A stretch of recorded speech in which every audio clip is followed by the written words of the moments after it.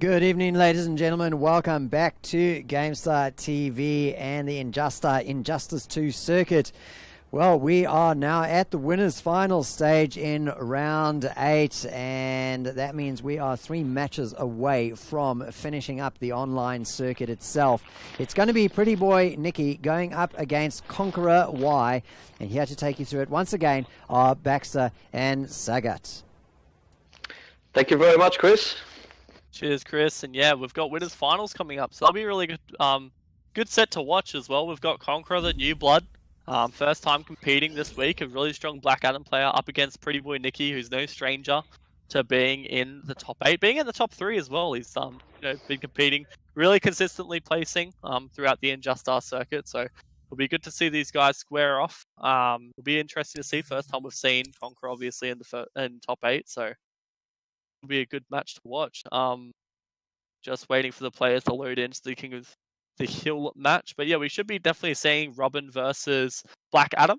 Both of their pretty much their sole characters that they play. I don't think I've seen PrettyBoyNicky or Conqueror switch characters before, apart from their sole mains. So it'll be good to see a matchup that's not frequently seen as well between Black Adam and Robin.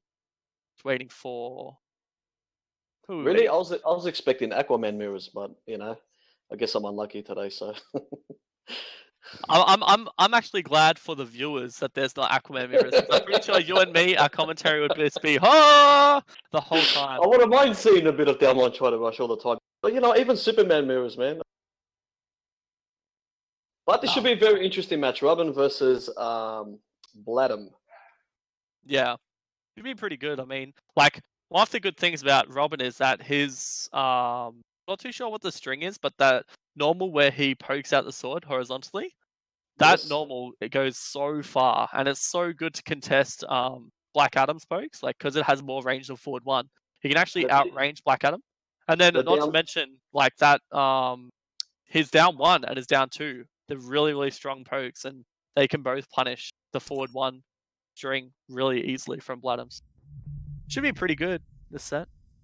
Well, yeah, I guess Robin's got the range. Adam does have range, but like it's a high, Black so Adam. We'll see. I think we'll see how Robin. this is going to part. I think in this matchup, Adam probably needs to dash in a bit more or do some dive kicks just to get in on Robin. But yeah, that back 2 and Robin's down 1 too scary. Approaching Atlantis. So every time he touches you, it's just big damage.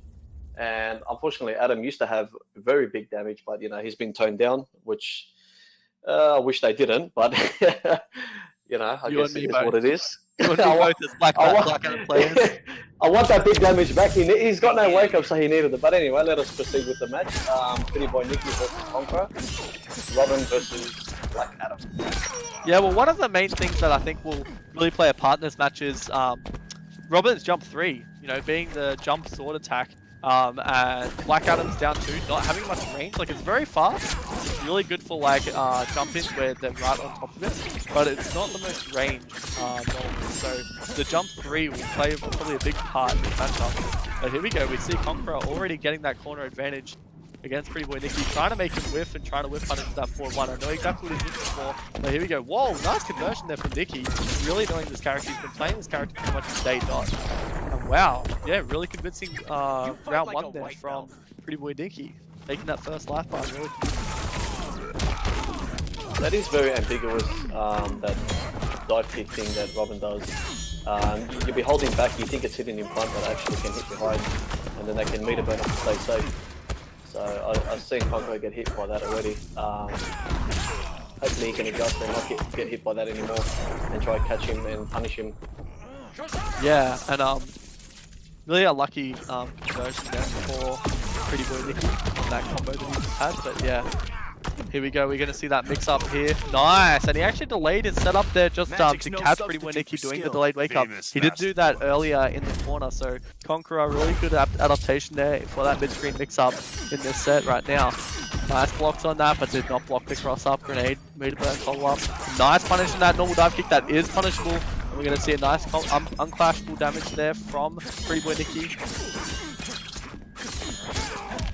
Okay, getting hit by the overhead low. Needs to be blocking overhead a bit more Conqueror, so he doesn't get hit by that. And that meter burn Bertarang is plus and it is a low.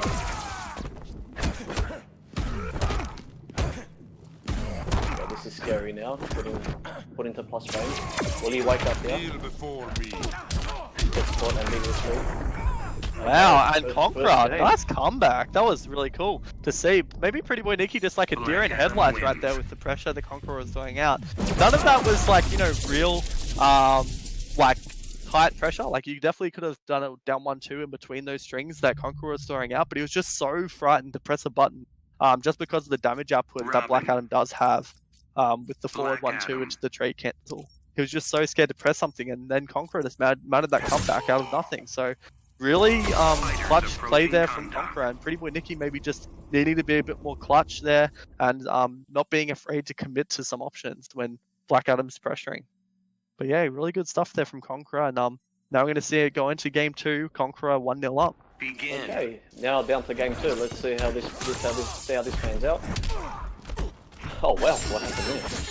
That was a weird Blocking interaction. overhead now, he's catching that. Okay, I can see Conqueror now making the adjustment. Now that is an unblockable.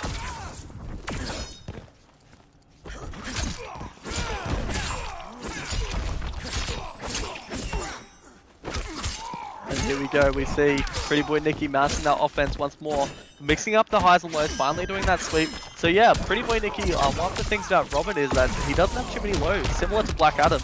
So most of the time you really want to block overhead against Robin, but you know, PrettyBoyNicky using that sweep now, trying to mix it up with Robin's slow attack.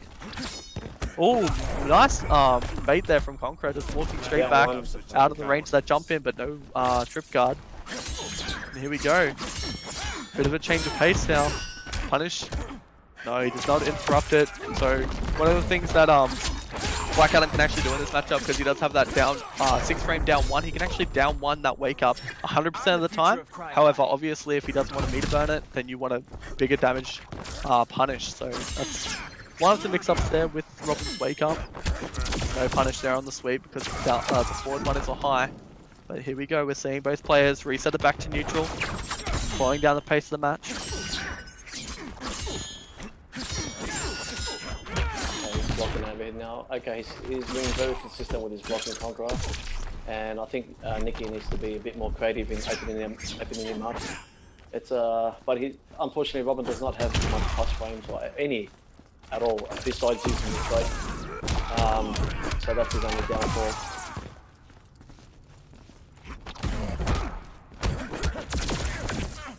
Forward 1-2 trade grab. Typical Black Adam bait. Whoa, and that down 2 reaction. Very nice reaction to that jump into Seal game 2. Black Adam wins. I really like how Conqueror is playing this. It's really, you know, Conqueror is actually a really solid player. He plays very passive. He waits for his opportune moment, and then he starts building the offense with the trade cancels from Black Adam. You know, building those plus frames with forward 1-2 strings, 1-1-2, 1-1-3 into the trade cancels. So, you know, PrettyBoyNicky now being forced to adapt in this matchup. I think what he needs to start doing is starting to abuse his range a bit more in the matchup. You know, using his poke, his range advantage, as well as his jump 3 to really pressure Conqueror into playing a bit more of a point-blank game. Because at the moment he's just holding back, waiting for PrettyBoyNicky to whiff something and then whiff punishing. Just like that. So straight away PrettyBoyNicky whiffs and instantly gets punished. And here we go. We're going to see this max up once again. Nice block on the cross-up. Getting hit by those jumping, those cross-ups too. They can be a bit tricky, those. Oh, okay, well, geez, that wake up, it's a bit difficult to punish, but it is unstable. Wow. And super strong showing there from Conqueror. Absolutely just demolishing Nicky's first life bar. And here we go. Nice bait on the jump, just waited there for it. Here we go, hard knockdown. Nice meet him back 3 on the wake up. Conqueror making every right decision right now. Nice. Down 2. Here we go. Mix up once again. No. Wake up from Nicky says, no, sir, I do not want to mix up right now. Nice block on the overhead load. The second hit only hit him there from the play wake up option. Wow, and Conqueror just looks like he's running away with this one. Nicky really needs to find an option here to, you know, find some footing and get his offense started. Nice conversion, possibly. No, he just unfortunately drops it for himself. Nice blocks from Conqueror. Here we go. PrettyBoyNicky starting to get an offense, starting to mix him up. Oh, that string. Haven't even seen that one before. No, I've never seen that one. I've only seen with the string that ends to the overhead, the one with the gap. But yeah, I've never seen anyone use that low string. Yeah, but here we go. Nicky using his meter now. 25% back on the clock. Whoa, that air-to-air interaction manages to just catch him with that one. And that will be a whiff punish, and that should be it. This should be Conqueror. Yes, and he takes it. 3-0 over PrettyBoyNicky. Pretty quick set there once again from Conqueror. He's been really demolishing everyone that he's coming up against tonight. He's not really had too much of a worry apart from his set with... Jeez, who was the last person that actually gave him? Just having a look back through. No, he's not even lost a single game tonight. He hasn't lost a single game in his tournament run so far. He's 3-0'd every single opponent that he's come up against. Wow, Conqueror really decimating this whole bracket at the moment, and now he's sitting in winner's side of grand finals. So that will knock down PrettyBoyNicky into the losers finals up against Harambe Kong. And that will we be playing next. But yeah, Conqueror. I just can't believe this guy. It's his first time participating, and he's already in grand finals winner's side, not even losing a single game. Yes, he's definitely proved himself. He's doing really well. And for a character, you know, that really has no wake up, he really knows how to play spacing with him. So I credit both of the guys. I credit Nicky and Conqueror for doing really well. Conqueror being the better man, proceeding forward into the next round. And Nicky, you know, hard luck to Nicky for that loss. But, you know, if I was to say anything in that matchup, maybe just playing a bit more patient and sticking more neutral, because you've got the range. And when you see someone like playing like that, just waiting for you to come in, especially with Adam's forward one, you know that that's always going to be to their advantage to whiff punish you. So, but good luck to you, both of you guys, and I wish you all the best. So hard luck, Nicky. Better luck next time. Yeah, so guys, up next we'll have the losers finals. It will be Harambe Kong versus PrettyBoyNicky. So that will be in just a few minutes. We're just going to take a short break and we'll be back with you guys then. So stick around.